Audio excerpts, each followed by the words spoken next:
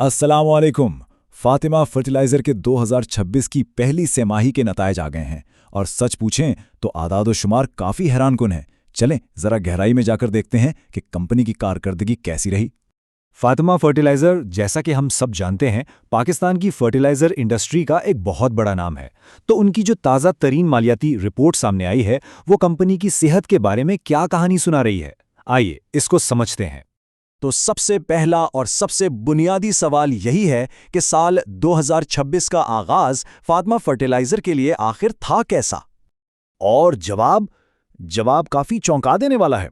देखें, पिछले साल इसी तिमाही में मुनाफा था 8.37 अरब रुपए और इस साल सिर्फ 3.23 अरब रुपए। ये एक बहुत बहुत बड़ी गिरावट है। तो चलें इन हेडलाइन नंबर्स के पीछे की कहानी को देखते हैं। जरा तफसील में जाते हैं और समझते हैं कि आखिर हुआ क्या। अगर इसको फीसद में देखें तो अंदाज़ा होगा कि कमी कितनी ज़बरदस्त है। पिछले साल के मुकाबले में मुनाफे में सीधा 61% की कमी आई है। 61%। ये एक ऐसा हिस्सा है जो यकीनन कंपनी की कारकर्दगी पर सवालिया निशान उठाता है। और इस सब का फौरी असर किस पर पड़ा?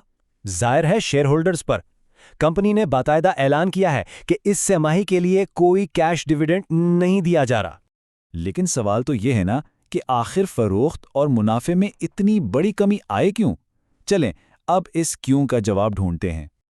हर कहानी की शुरुआत टॉप लाइन से होती है, यानी सेल्स से। तो सबसे पहले रेवेन्यू की सूरत हाल देखते हैं। ये चार्ट सब कुछ वाज़े कर रहा है। देखें, 2025 की पहली तिमाही में फरोख्त थी 51.9 अरब रुपए, जो इस साल कम होकर 46.5 अरब रुपए रह गई। मतलब आमदनी में एक वाज़ेह कमी है। ठीक है, तो सेल्स कम हुई, ये तो कहानी का एक हिस्सा हुआ। लेकिन पूरी तस्वीर समझने के लिए हमें यह भी देखना होगा कि इन सेल्स को करने में लागत कितनी आई। चलें अब बात करते हैं अखराजात की। लागत ने मुनाफे को किस तरह मुतासिर किया। ये टेबल देखें तो एक दिलचस्प चीज़ नज़र आती है। हाँ, कॉस्ट ऑफ सेल्स यानी माल बेचने की लागत भी कम हुई है, लेकिन मसला यह है कि सेल्स में गिरावट इससे कहीं ज़्यादा थी। नतीजा क्या निकला? मजमूई मुनाफा 21 अरब से कम होकर 18.4 अरब रुपए रह गया। तो खुलासा यह है कि कम फरोख्त ने दूसरे अखराजात के साथ मिलकर कंपनी की बॉटम लाइन यानी हतमी मुनाफा पर बहुत ज़्यादा दबाव डाला। तो इन सब चीज़ों का आखिरकार मुनाफे पर और ख़ास तौर पर फ़ी हिस्सा आमदनी यानी EPS पर क्या असर पड़ा?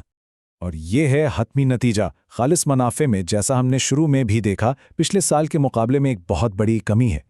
इस तिमाही के लिए फ़ी हिस्सा आमदनी रही 1.54 रुपए। सीधे अल्फाज में ये वो रकम है जो कंपनी ने उस दौरान अपने हर एक शेयर पर कमाई। लेकिन इस अदद को सही से समझने के लिए पिछले साल से मुवाजना करना ज़रूरी है। पिछले साल इसी तिमाही में EPS थी 3.99 रुपए। तो 3.99 से 1.54 पर आना ये सरमायाकारों के लिए वापसी में एक बहुत बड़ी कमी का इशारा है। आखिर में इन तमाम नतायज का सरमायाकारों के लिए क्या मतलब निकला?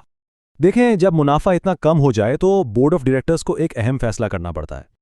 और वो फैसला ये था, कंपनी के ऑफिशियल लेटर के मुताबिक बोर्ड ऑफ डायरेक्टर्स ने सिफारिश की कि इस तिमाही के लिए कोई कैश डिविडेंड ना दिया जाए। तो आइए इस पूरी तिमाही की कारकर्दगी को मुख्तसरन देख लेते हैं। फरोख्त पिछले साल के मुकाबले में गिरी, मुनाफे में 61% की बड़ी कमी हुई। फी हिस्सा आमदनी यानी EPS 3.99 से गिरकर 1.54 पर आ गई। और आखिर में इन सब के नतीजे में कंपनी ने इस तिमाही के लिए कोई कैश डिविडेंड जारी नहीं किया। तो इस तिमाही के नताइज तो हमारे सामने हैं, लेकिन असल सवाल यह है कि आगे क्या होगा।